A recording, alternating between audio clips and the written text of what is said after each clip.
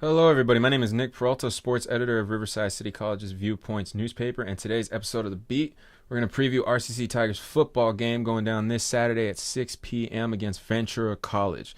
I'm joined by assistant sports writer Cameron Winston. Cameron, what's up? What's up, man? What's up? Good, man. We got a great game to talk about. This is actually a very fun matchup that RCC has. It's going to be a very tough one. We did a lot of previewing for it before. If you haven't, go ahead and check out your local paper that's all over the school. We definitely highlighted many players that are doing amazing this season. We also highlighted new Tigers football quarterback, second string, Travis Johnson. What do you think about him? Let's start off with talking about the new quarterback. I mean, he's the second stringer from what we hear from the coaches, but he's not done so bad. What do you think? He transferred from Oregon, right? He's transferred from Oregon. That's a big football school. You know? He does look like the purest passer on the team. No knock on Matt Struck and Ventura College, but he does have the best arm on the team. It looks like he's still probably just learning the playbook as of right now, just being a transfer and all.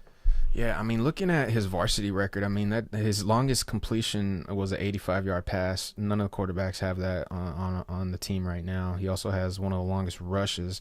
He's great on his feet as well. He can move the ball on the ground. His longest rush was for 84 yards. So, I mean, he can do both. Yeah, so he's averaging about 50 a game, I think. But to me, in my opinion, what I'm more impressed with is his passing. He's thrown for about 201 yards, I think. Has about 3 touchdowns. He's leading all the quarterbacks as of right now. Well, we know that Vic Vermontes, is that how you say his name? Vic Vermontes is going to be starting this game. What do you think about that? The decision for the coaches to put him over Travis Johnson. I like the decision. I went to the second game against who was it? Golden West. I saw a lot. I saw they were struggling in the opening sequence when Johnson was in. Then they switched to Struck. During the second quarter, then went to Vermontes. In the third quarter, like 3 drives straight. Vermontes led them to scoring plays and picked up the momentum for the team. And so I know he started last game, and they won 28-26 against Bakersfield. Close game. Yeah, close. The thing about it is it seems that maybe Vic may be able to compete under the pressure a little better here. And who knows how acclimated Travis Johnson is to this new team.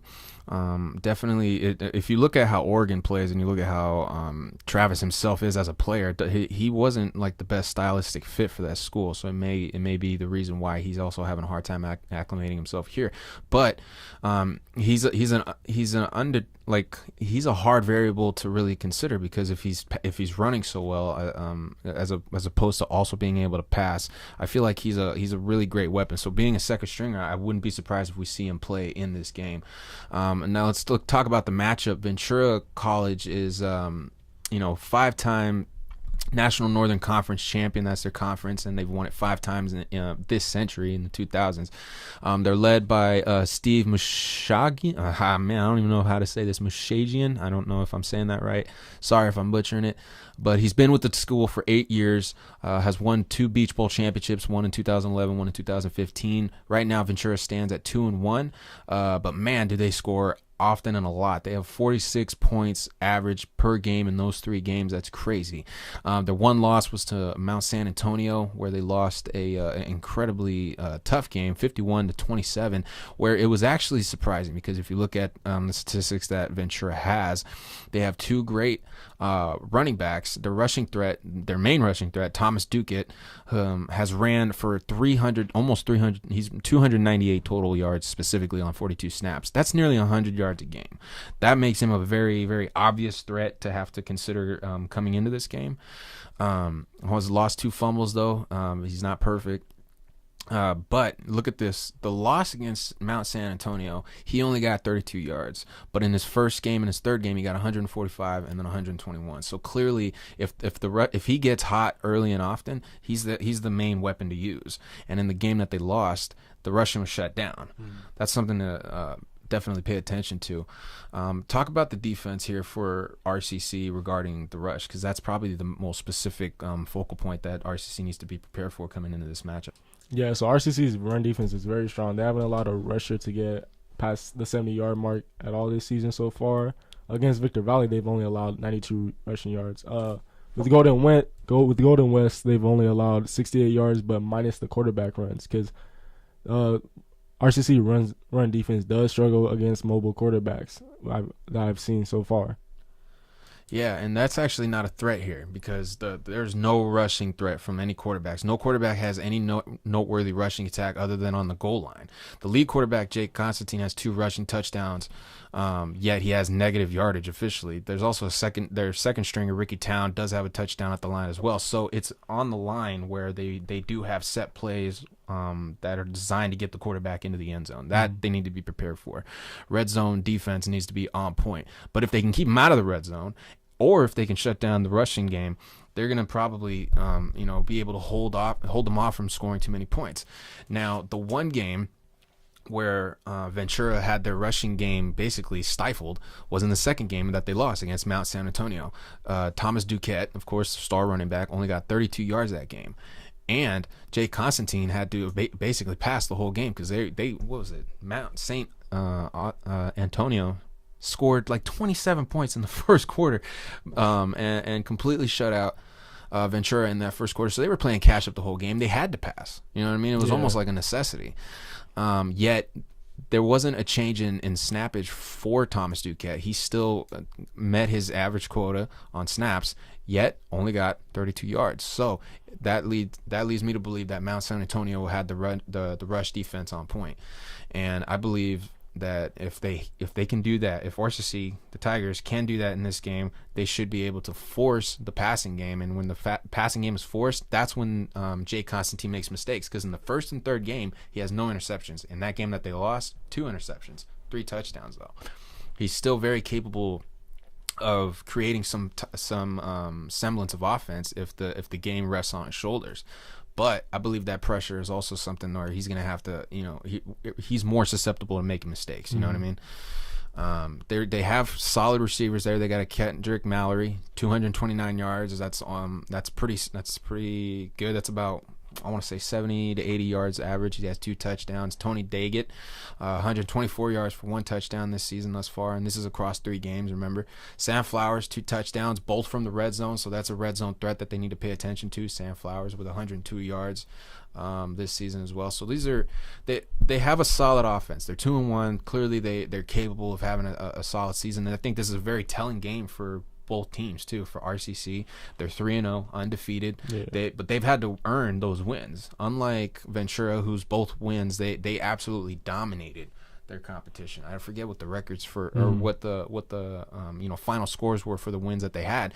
But being that their point average is 46 per game, that's that should tell you that Ventura likes to score high in games. So the offense is clearly the biggest thing that they need to be prepared for, because we have an offense that is capable. We have quarterbacks that are unorthodox, that can go out there and can complete plays as long as the pace is set to their liking. You know what I mean? Let's talk about real quick and finish up with the passing options that RCC has. Well, the passing options that they have is, I would probably say, is Cam Sutton. He didn't play last game for some reason. Haven't checked up with the coach yet. But he's 6'6", big target sophomore receiver.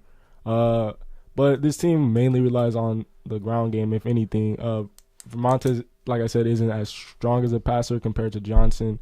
Vermontes is leading the team in rushing with 358 yards and 6 touchdowns. So you can see, just in case, like if the rushing game starts to decline for RCC, you can probably see Johnson coming in at some point during the game to try to pick up the team's pace. But you also have Malik Walker and Clifford Sims. That Malik Walker's coming off a game where he got 148 yards from the line last week, so he has a big momentum game coming into this and looking to be even more fired up. Yeah, I mean, if there's momentum to be had, it's on our side. It's at home. We're undefeated so far. So this looks like to be a great game. So let's go into the final prediction here. Knowing what we know, knowing that the running game is the best weapon Ventura has against us, it's where they get a lot of their workload in. What do you think RCC's chances of being able to stop this run? I see this game not as a blowout, only because the last 2 games I've seen the RCC struggle, unlike their first game against Victor Valley. I can see this game going to be probably going to head into a shootout just because the quarterback play on Ventura's side. So I would say about 30-23 RCC. 30-23 final prediction. Yeah, that's fine. I like it. I think it'll be a little more high scoring. I think it'll probably be somewhere in the 30s or 40s for RCC, and then Ventura hitting no more than maybe 28, 27 points there. I think that the defense, looking at the the lineup that we have on defense, statistically we do well against the offense that Ventura is going to try and implement. With that all being said, Jake Constantine is probably the one variable we need to be concerned about, because if we can stop Thomas Duquette, it's up to Jake Constantine to have to go in there and basically put on a passing clinic. And he's shown that he's capable of doing that, and he did so against a team in Mount San Antonio that obviously is defensively sound. But he did make mistakes in that game, and they still didn't win, regardless of that. So, I mean, look at you look at Constantine's first game, 77 yards passing in the first game. That's it. But they won the game. Why? Because the rushing game was there. Third game, 121 yards. Again, not a lot. But the run game was there to back them up. So when the run game is there to back them up, that team is ready to put points on the board all day. But you take one of these weapons away. How about maybe we take Jake Constantine out of the game? Maybe he can't get anything passing going, and it's up to Duquette. And if Duquette, even if he starts getting snaps on, he's not going to be the only running back throughout the entirety of the game. He gets the most snaps, definitely, but he's not going to be the only guy they give the ball to. He's going to get too tired at some point. Yeah, if you become one-dimensional, it's probably going to be be easy to contain you. And the defense will pick up on it at some point, And when they do, I think it's late in the game that this game will be decided, and I think it's because RCC will figure them out before they figure us out. Yeah, we got way more offensive weapons. Yeah, if RCC starts up real quick though.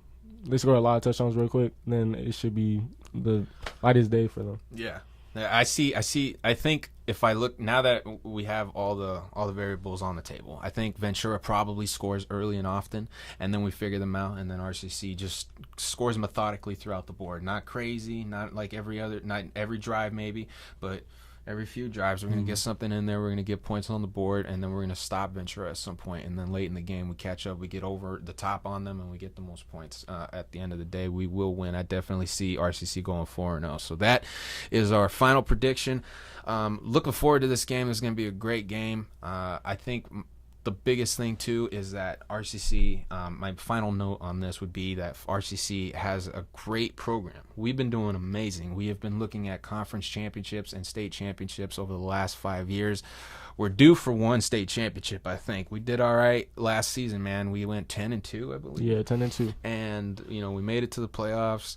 We got stifled there, but we got a great team. I think we have a very unorthodox team, being that we're having a fresh team as well. Yeah, fresh team, and thus far they already look great. So team's looking awesome. I think that it's going to be an amazing game overall. Definitely try to be there. It is at home here at RCC. We'll be at 6 p.m. Saturday night. Make sure you be there.